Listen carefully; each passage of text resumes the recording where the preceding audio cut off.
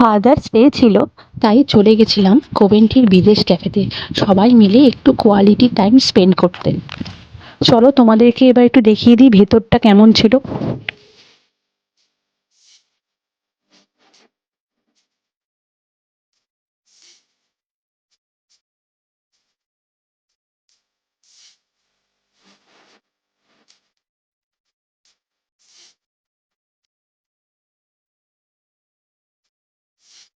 এত কিছু ইন্ডিয়ান খাবার দেখে কোনটা নেব বুঝতেই পারছিলাম না।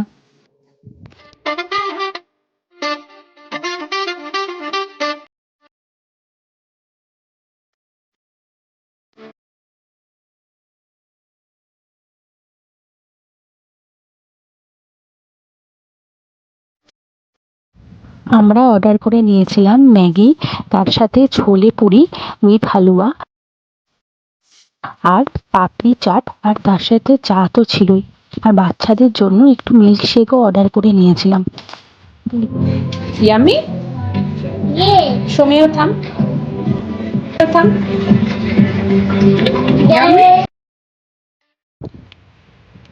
চলো আজকের মতো এখানেই ব্লগটা শেষ করছি। আবার দেখা হবে নেক্সট ব্লগে। Bye, see you.